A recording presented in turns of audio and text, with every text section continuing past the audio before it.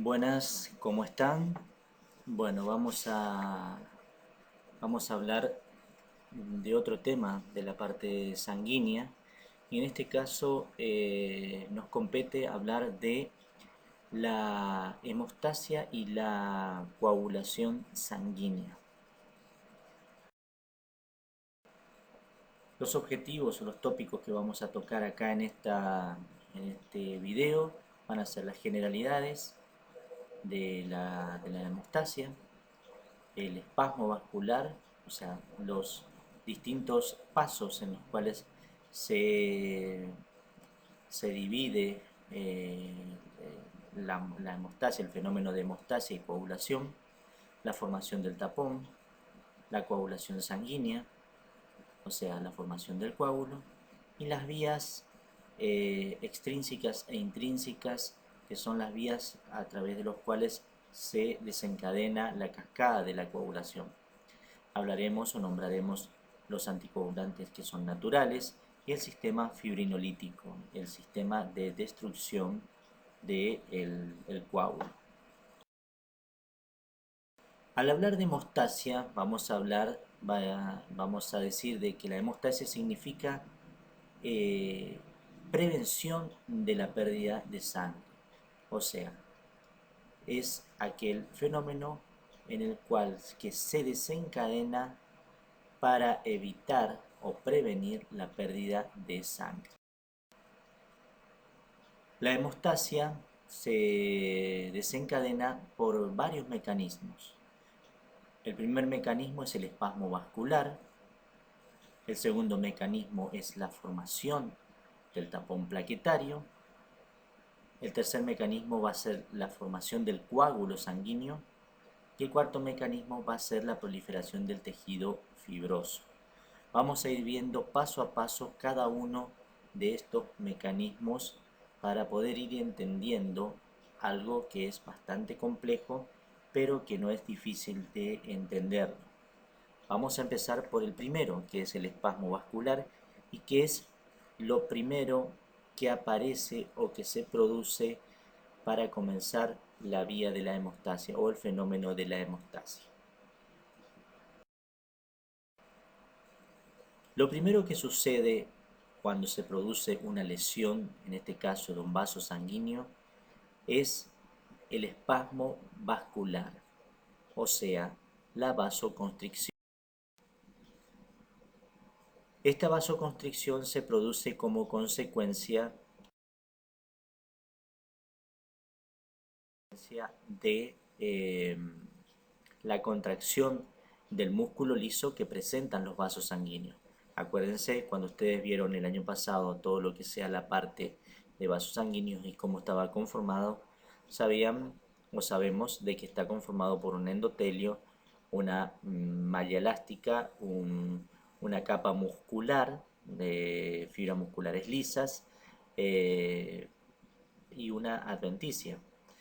En este caso, entonces, el espasmo vascular es lo primero que se produce. El espasmo vascular o la vasoconstricción es lo primero que se produce cuando aparece una lesión a nivel del vaso sanguíneo o cuando se produce una lesión del vaso sanguíneo. El estímulo para que esto se produzca, para que se produzca este espasmo vascular, es el estímulo traumático. La lesión sobre el músculo liso provoca una contracción aguda que hace de que disminuya el flujo a nivel de esa lesión para impedir la salida de sangre hacia el exterior. Además, provoca una activación de elementos formes que tiene la sangre, permitiendo así la activación de los mecanismos de la hemostasia. Como dijimos, el músculo liso, al provocar el espasmo, reduce el flujo sanguíneo de ese vaso.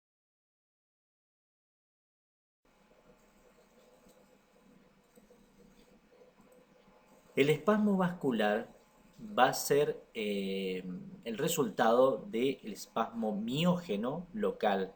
¿Qué quiere decir miógeno?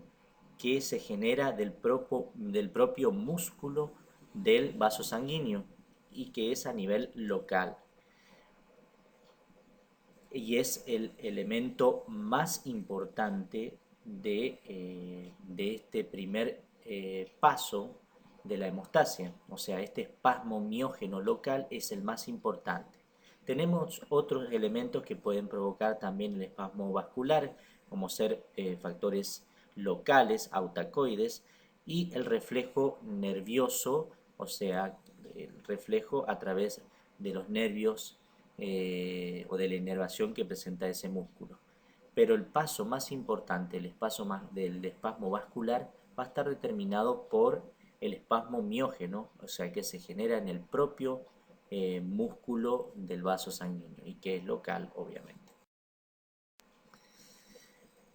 Esto, como dijimos, reduce el flujo sanguíneo para evitar la salida de sangre, pero además, al reducir el flujo sanguíneo, permite que las plaquetas, que son los encargados de iniciar el mecanismo de la cascada en coagulación, se empiecen a formar o traten de formar un tapón a nivel de esa lesión.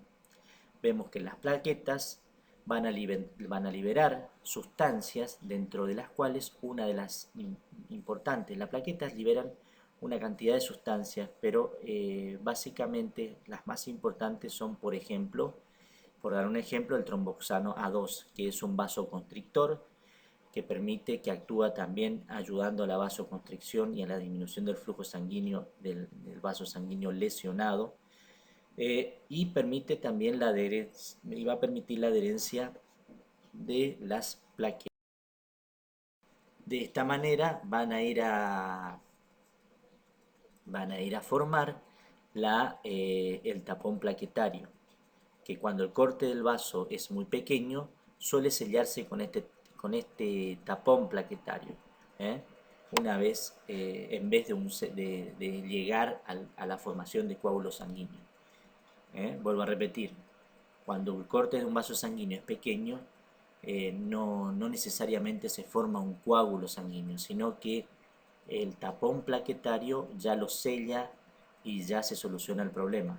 Pero cuando el vaso sanguíneo, el corte es bastante grande, allí ya necesita la presencia de un coágulo sanguíneo como taponaje para evitar la salida de sangre. Normalmente aparecen varios agujeros vasculares diminutos por todo el cuerpo durante el día, permitiendo de esta manera que el tapón plaquetario lo solucione de manera rápida.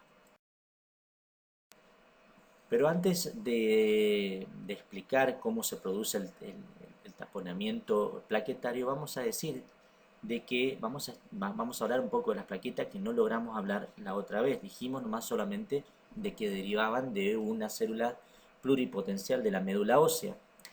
Acuérdense que la célula pluripotencial de la médula ósea tenía dos extirpes, una mieloidea y la otra linfoidea. La pluripotencial mieloidea, en este caso, generaba una colonia formadoras de células sanguíneas, dentro de las cuales daba la estirpe eritrocitaria y la estirpe de los granulocitos, que iban a formar los glóbulos blancos granulófilos. Y por otra parte, la formación de megacariocitos, que iban a terminar en la formación. Entonces, en la médula ósea se forman los megacariocitos que posteriormente se van a fragmentar, van a perder su núcleo, se van a fragmentar y van a ser como un fragmento de sustancias, un fragmento que va a contener, que van a contener, perdón, distintas sustancias que van a favorecer a la hemostasia y a la coagulación. Estas plaquetas se liberan a la sangre y existen en una concentración de aproximadamente 350.000 a 300.000 plaquetas por milímetro cúbico. Esa es la concentración normal de plaquetas en un laboratorio normal en la sangre. Las plaquetas no llegan a ser células en sí, no son unas células, por eso hablamos de elementos formes, pero sí en su citoplasma tienen distintos tipos de sustancias que tienen mucho valor durante la hemostasia sanguínea. Por ejemplo, tienen actina, tienen miosina, que son proteínas que son contráctiles, también la trombostenina, que son proteínas que son contráctiles y van a favorecer en estos casos a la retracción muchas veces del coágulo y de las fibras de fibrina. Su retículo endoplásmico y el aparato de Golgi están bastante especializados y y almacenan gran cantidad de calcio, que es uno de los iones muy importantes en la participación de la coagulación. Las mitocondrias son abundantes debido a que es un proceso bastante activo, eh, por lo tanto tienen que formar el ATP. ¿Se acuerdan cuando hablábamos de ATP, que es la molécula que genera gran energía, el adenosín trifosfato?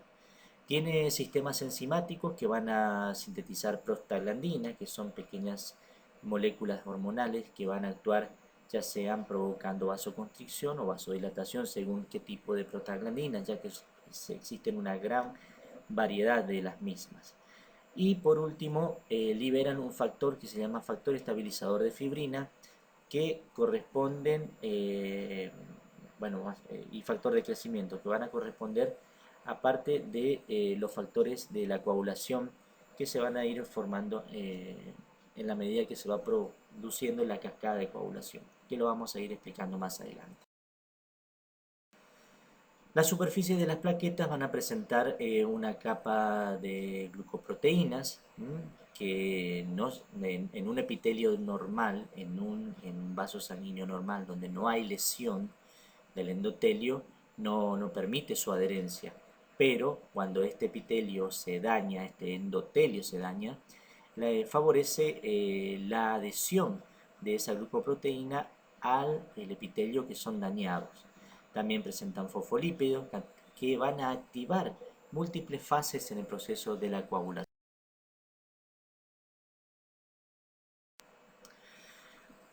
La plaqueta es una estructura forme bastante activa, ya que es el primer proceso o el primer paso de la hemostasia y por lo tanto va a ir a desempeñar un papel importantísimo durante el proceso de la coagulación. Tiene un tiempo de vida de 8 a 12 días, o sea que se recambia constantemente y se eliminan de la circulación por los macrófagos tisulares. El mecanismo, ¿cómo se forma el mecanismo de tapón plaquetario? Bueno, el tapón plaquetario es muy importante para cerrar las roturas diminutas de los vasos, como dijimos anteriormente. Cuando la lesión es diminuta, este tapón plaquetario ya es suficiente como para cerrar la pérdida de sangre, que todos los días se producen por cualquier pequeño traumatismo que hay. Las personas, por ejemplo, que presentan plaquetas bajas, generan zonas hemorrágicas en la piel y en los tejidos internos. Por lo tanto, las plaquetas, el nivel de plaquetas, es muy importante por el tema de la coagulación. Vamos a ver, primero que nada tenemos que ver que existe una lesión.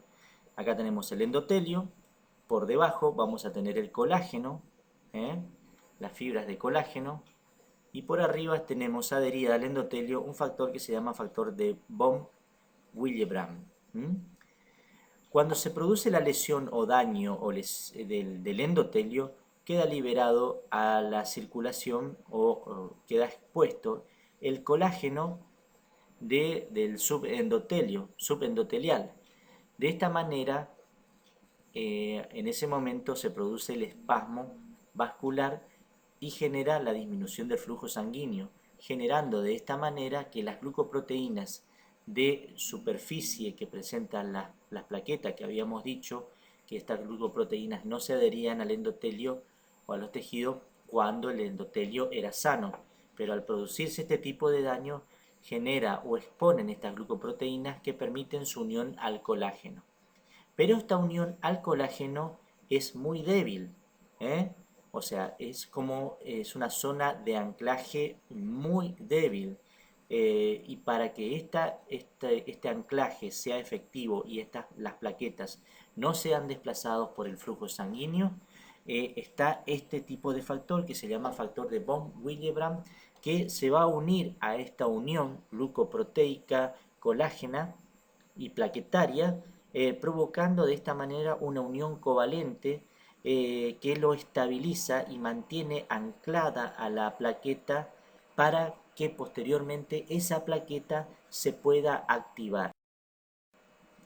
Una vez que esa plaqueta quedó anclada acá en la zona a través de su glucoproteína de superficie, se activa liberando la sustancia de tromboxano A2, que habíamos dicho que era un potente vasoconstrictor.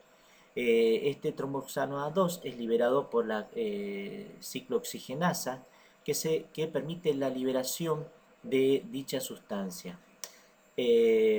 Aparte, la plaqueta lo que provoca es la liberación de unos gránulos que presentan funciones como que presentan sustancias como el ADP y la serotonina. La serotonina es una sustancia que también es vasoconstrictora y va a favorecer al mayor contracción del vaso sanguíneo, mientras que el ADP va a formar parte de un circuito de ensamblaje, o sea, va a permitir adherir a más plaquetas para que se produzca la adhesión plaquetaria posteriormente, como voy a ir explicando. En este momento, a este fenómeno que se produce acá, con la activación plaquetaria, el anclaje de la plaqueta, más la liberación de tromboxano A2, más la liberación de gránulos con sustancias de ADP y de serotonina, se denomina activación plaquetaria. Esta activación plaquetaria, como dijimos, libera ADP y tromboxano A2. Y este ADP lo que hace es actuar sobre la glucoproteína de superficie de otras plaquetas, permitiendo la adhesividad de las mismas con las plaquetas y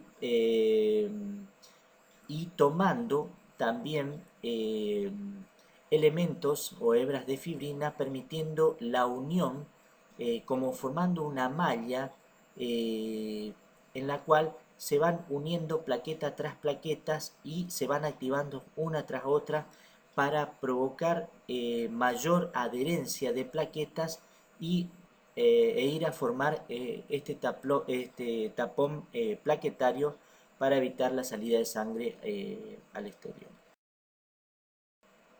El coágulo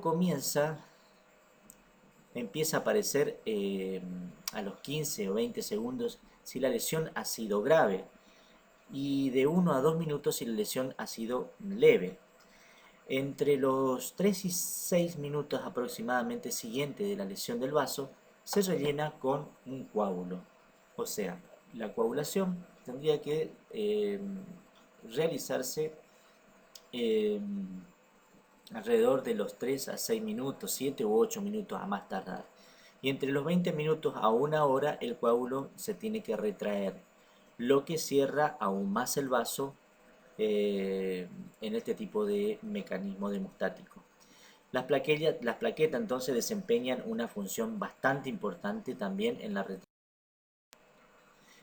Ahora vamos a hablar un poco cómo se produce la coagulación sanguínea. Tenemos el vaso lesionado, con que se produce el espasmo del vaso, la aglutinación de plaqueta, o sea, la unión de las plaquetas, la aparición de sustancias como ser la fibrina, que es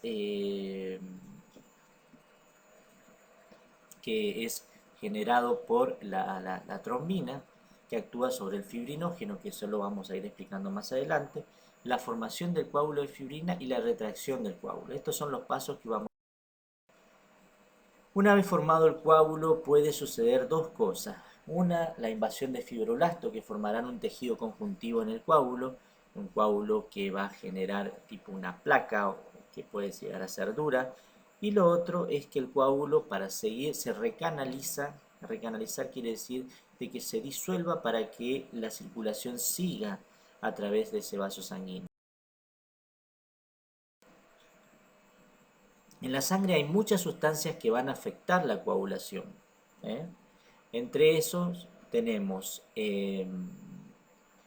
las sustancias que van a estimular a la coagulación y las sustancias que van a inhibir a la coagulación.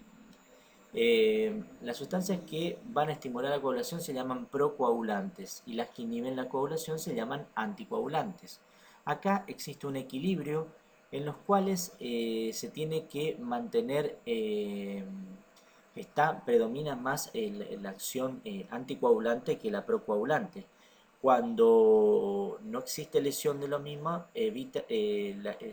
los factores que inhiben la coagulación, los factores anticoagulantes, son los que predominan sobre los procoagulantes. Pero cuando se produce la lesión del vaso, eh, estos factores procoagulantes se encuentran en mayor concentración que las anticoagulantes. O sea, la coagulación va a depender de un equilibrio de estas dos.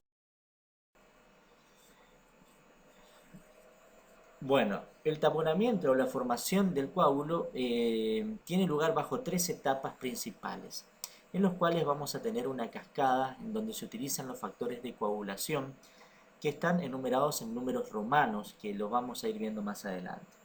Primero que nada, una de las primeras etapas es la cascada compleja de reacciones químicas en la sangre que van a afectar a varios factores de la coagulación para activar la protrombina.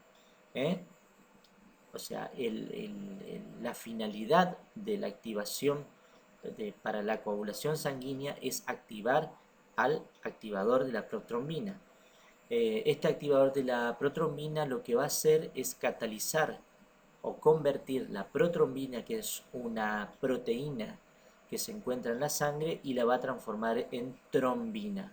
Esta trombina tiene una acción enzimática, actúa como una enzima y convierte al fibrinógeno, que también es una proteína formada en el hígado, lo va a transformar de fibrinógeno a fibrina. Y la fibrina vendría a ser la malla o la trama de célula, la trama fibrosa de, red, en forma de red, que va a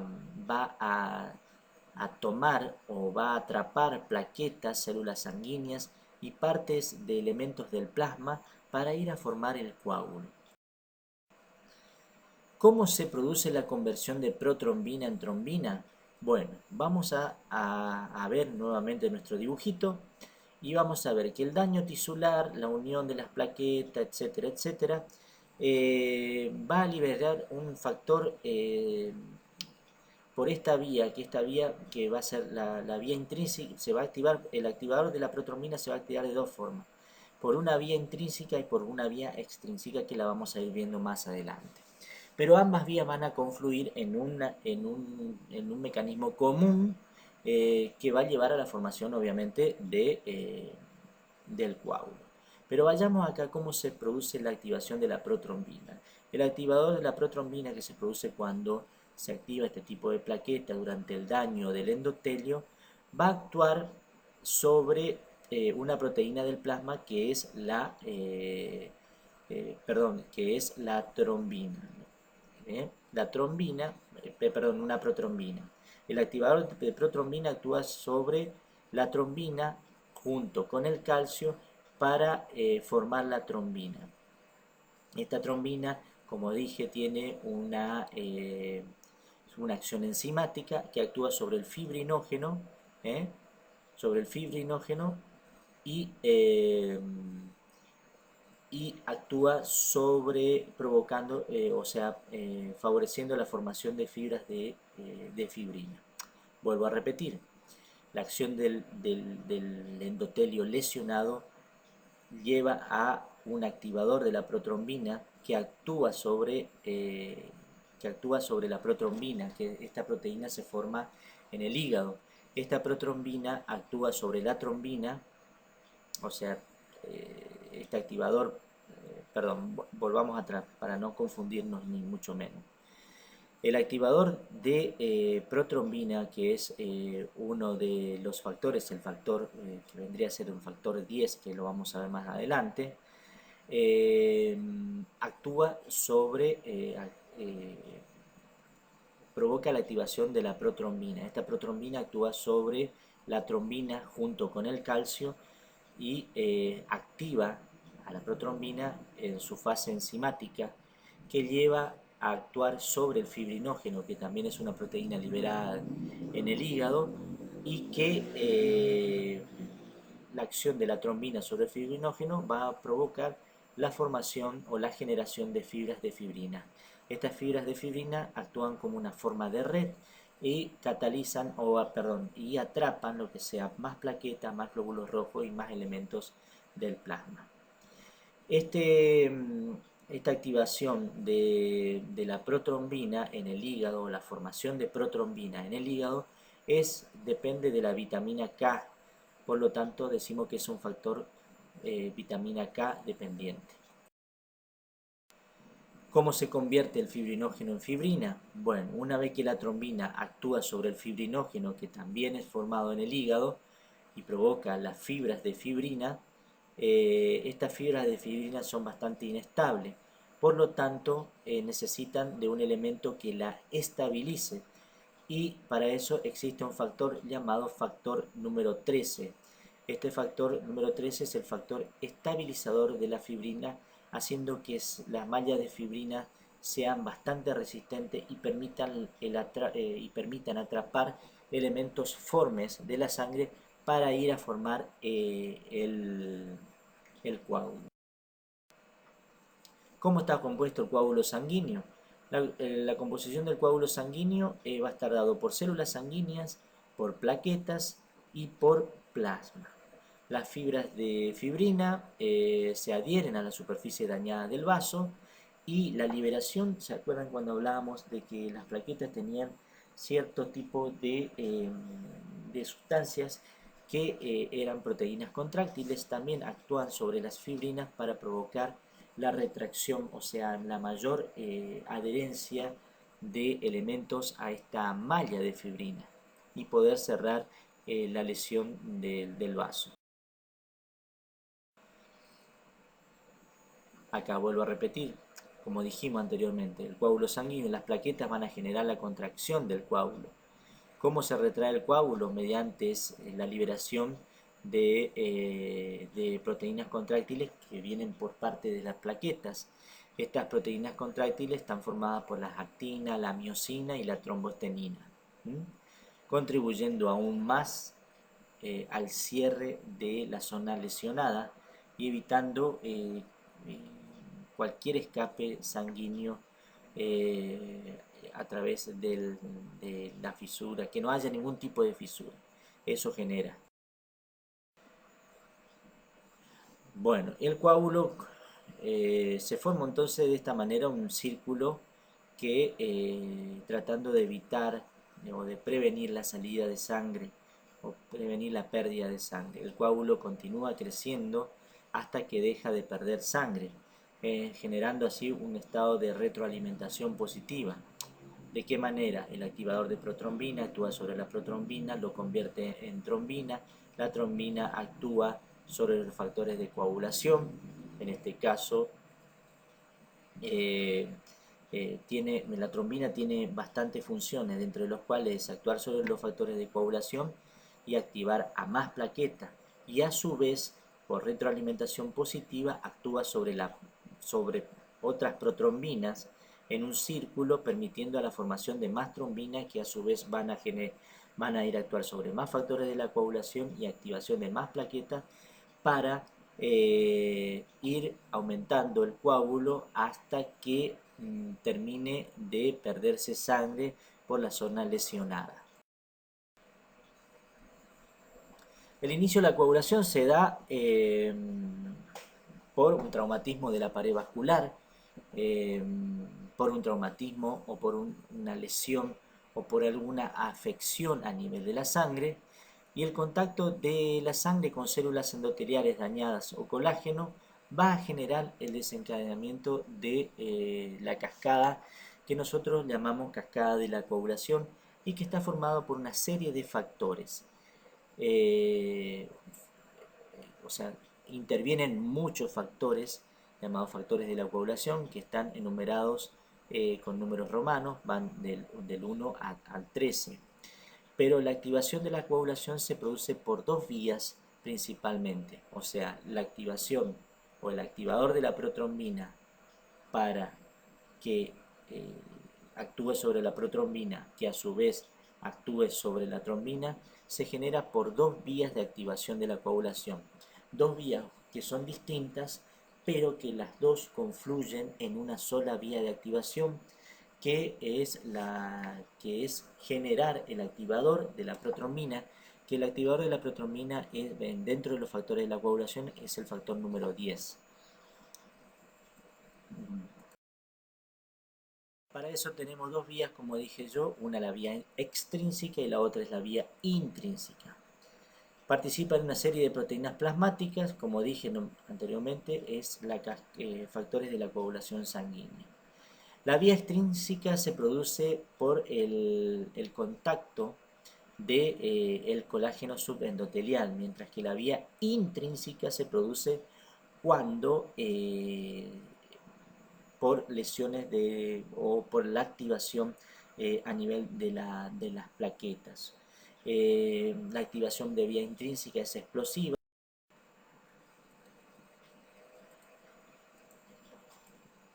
Es explosiva y actúa rápidamente, mientras que la vía extrínseca tarda un poco más en activarse. ¿Cómo se activa la vía intrínseca? Una vez que se produce la lesión del endotelio vascular, lo que pone en contacto al factor 12.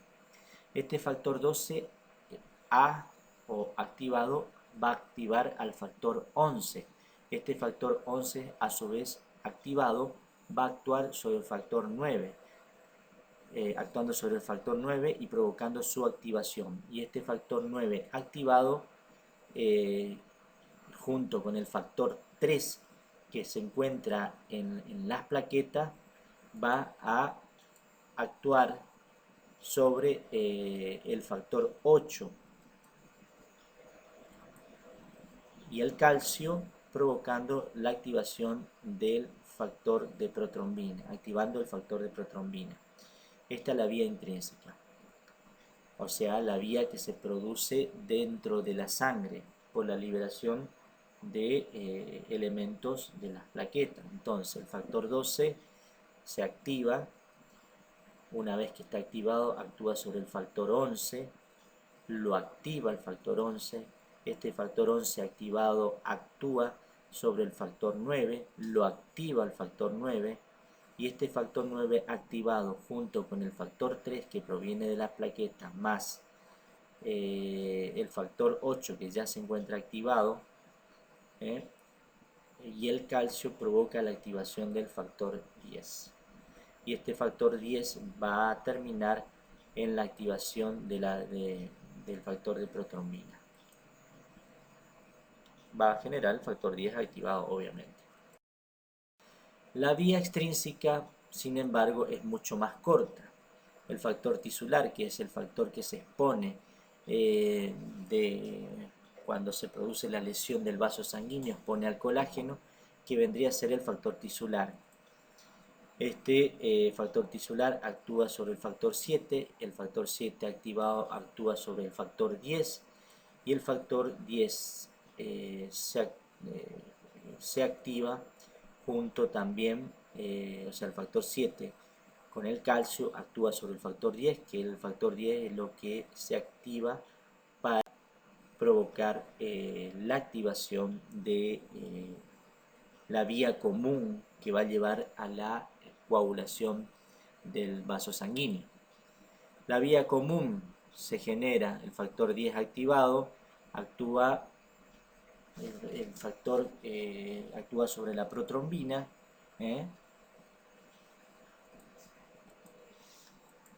El factor 10 activado junto con el factor 5 corresponde a una proteína que se denomina proacelerina. El factor 10 activado solo puede generar la activación de protrombina en trombina, pero cuando se produce, cuando se le suma el factor 10 activado junto con el calcio, esa aceleración, o sea, esa transformación de protrombina en trombina es 10 veces más rápida la formación que su acción sola. O sea, básicamente el factor de activación de protrombina puede actuar en forma sola, pero es mucho más lenta. Cuando el factor 10 activado se le suma al factor 5, que es la proacelerina, y el calcio, genera la activación de protrombina en forma mucho más rápida. Esta actúa sobre la trombina a su vez genera mayor factor proacelerínico, y esta va a actuar también sobre las plaquetas para que genere su acción sobre el fibrinógeno, para posteriormente generar la malla de fibrina. Esta malla de fibrina, como dijimos, era bastante inestable y necesitaba de algo que la estabilice, de que es una malla muy lábil, muy frágil, inestable, como les digo. Entonces a esto se le suma un factor llamado factor 13, que es un factor que va a provocar la estabilización de la misma sobre el coágulo.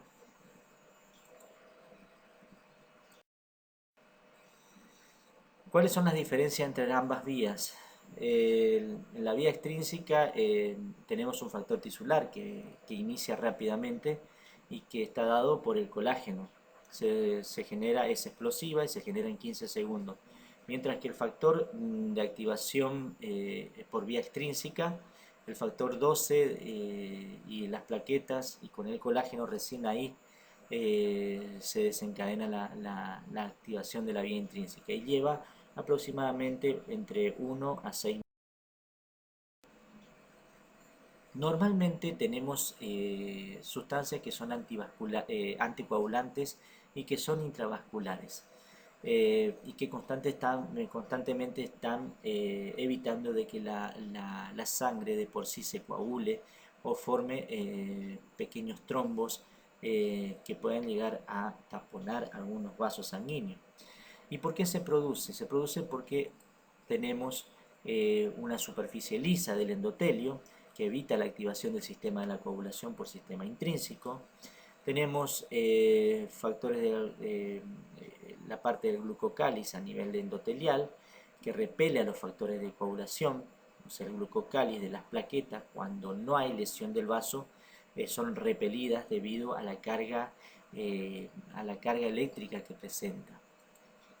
El endotelio generalmente tiene una carga eléctrica positiva, el glucocáliz de la superficie de las plaquetas es positiva, por lo tanto, cargas iguales, como dijimos, se repelen. Cuando se rompe el endotelio, esa carga se vuelve negativa, por lo tanto, eso permite la adherencia de la plaqueta a la superficie endotelial, del colágeno endotelial, subendotelial. Y después tenemos una proteína que se llama trombomodulina, que se une a la trombina retrasando el proceso de coagulación. Esta es la trombomodulina, que se encuentra adherida sobre el endotelio vascular. Previene la coagulación sanguínea en el sistema vascular no. Los anticoagulantes sanguíneos, bueno, eliminan a la trombina de la sangre. El más poderoso es lo más poderoso, la trombina. Elimina la fibrina misma, se absorbe en un 85 o un 90%. Y existe una proteína que se llama antitrombina, que se combina con la trombina y la inactiva. Eliminar la trombina de la sangre está dado por la heparina, la cual se une a la antitrombina y potencia 1000 veces la acción anticoagulante del anticoagulante heparina, que se encuentra en la sangre en bajas concentraciones. La heparina, desde uso farmacológico, tiene una gran importancia médica, pero en la sangre humana es de muy baja concentración. Al unirse con la proteína antitrombina, potencia 1000 veces su acción anticoagulante, permitiendo de esta manera eliminar o inactivar a la trombina de esa manera. Elimina también otros elementos aparte de la trombina, como el factor 12, el factor 11 y el factor 9, que se encontraban activados durante la cascada de coagulación. Posteriormente, después del coágulo, ese coágulo se retrae y se tiene que eliminar a través de un proceso de fibrinólisis. Fibrinólisis significa destrucción de las mallas de fibrina o del coágulo. En la superficie del coágulo se encuentra un elemento que se llama plasminógeno. El plasminógeno es un elemento inactivo que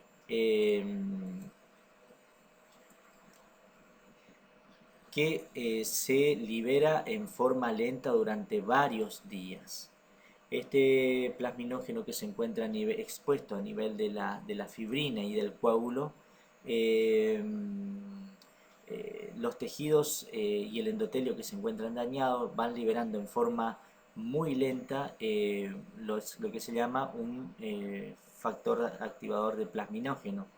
Que este factor activador de plasminógeno actúa sobre el mismo plasminógeno, provocando la formación de la plasmina.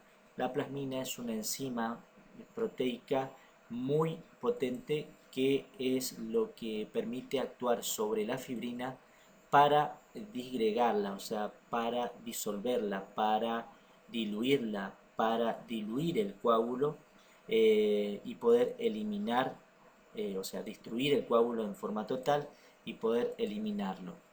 Los productos de degradación de la fibrina, uno de los más importantes es el dímero D, que tiene gran empleo dentro de la práctica clínica, sobre todo en los pacientes que presentan trombosis venosa profunda o tromboembolismo.